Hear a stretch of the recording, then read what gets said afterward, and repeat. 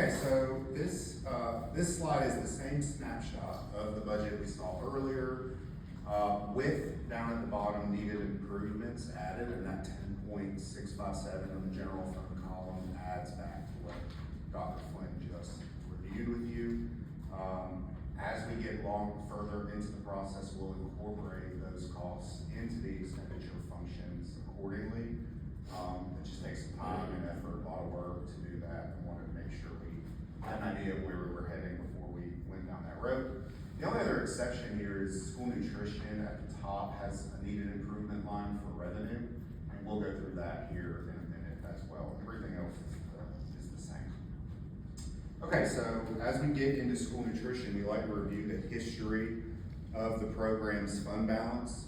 School nutrition is a unique federal program in that it carries a fund balance each year and brings in revenue and expenses in slightly different ways than the other federal programs do. And we really like for it, and everybody would, at every district, would like for school nutrition to be a self-sustaining program. I think we're on the way to get there. We just gotta continue to make some adjustments as we move forward. Fund balance grew pretty rapidly there on the heels of COVID and the way that they were reimbursing meals and free meals for all students.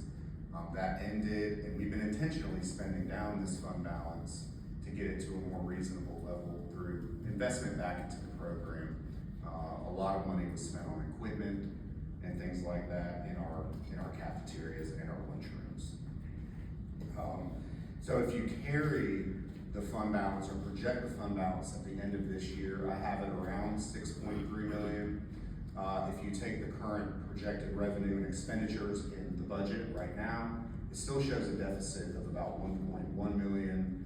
And so again, if you carry that through the end of next fiscal year, about 5.19 million. And so we'd like to recommend doing something to help offset the deficit as we move forward and help make sure the program is sustainable. So no expenditure improvements for school nutrition at all. The only thing we're going to recommend is on the revenue side, but before we do that, I want to show you the paid lunch equity calculation from the state of Georgia, and they do this based off of federal guidelines. And what it is a calculation of a target weighted average price for paid lunches. So these are not free to reduced students. These are what students pay at the register if they're a paid status. And so for school year 24-25, they had it at $4.01. And they carried through this formula of adding 2% plus the most recent CPI.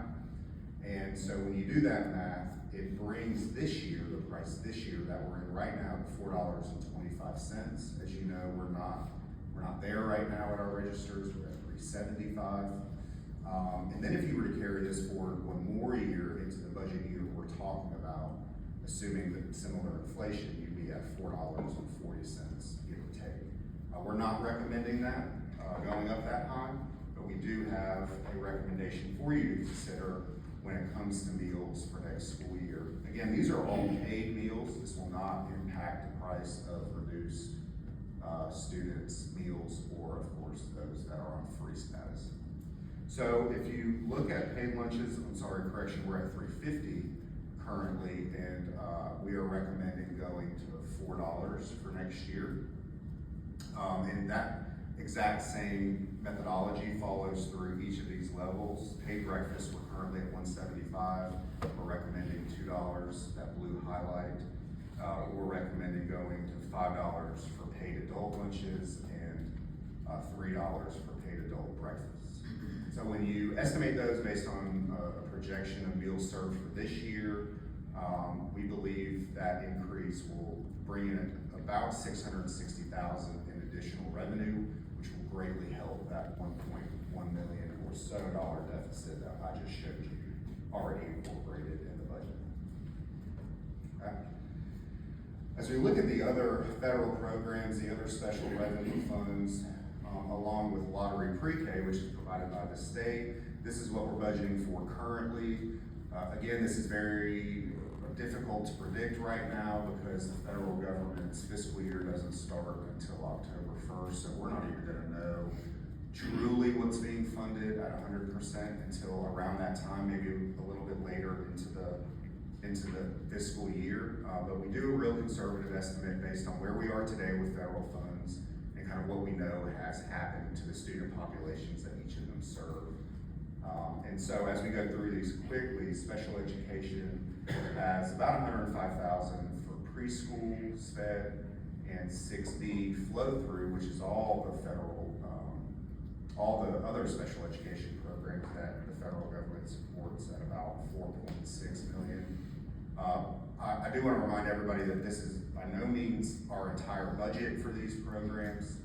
We spend a lot more in state and local dollars to support these programs where necessary and the students that it serves. I'm just showing you the small federal portion, if you will, that we're given for these reasons.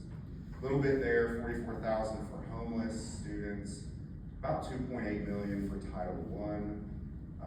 So that'll only support your Title I schools. Title II is teacher training and professional development, about 600,000. Title III, supporting the English learning students, small grant there, 82,000. Title IV is a student support grant at 190,000. Vocational is the federal government's portion of our CTAE program. They throw in about 160,000. Lottery pre-K is the only one of these that comes from the state, and that's pretty self-explanatory. That supports all our pre-K classes across the district that we have. And then ROTC, that program of 488,000 to support that program at our high schools. Okay, so again, same exact proposed budget with needed improvements as we've seen before. The only change here is you'll see outgoing transfers in the general fund. We've added a $20 million transfer to the building program. You'll see that incoming transfer at the top of the building fund to account for it being moved over there. Other than that, everything remains the same as what we've already reviewed and talked about. And then finally, just want to remind everybody of the schedule of the budget meeting dates and times.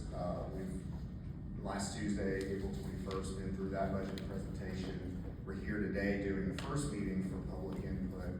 We do have another one during the board meeting on May 12th, and so we'll do public input during that time as well. And then we'll ask for tentative approval of the budget after that during the meeting, and then ask for final approval June 16th of 2026. And that is all I have now. I guess I'll take any questions you might have.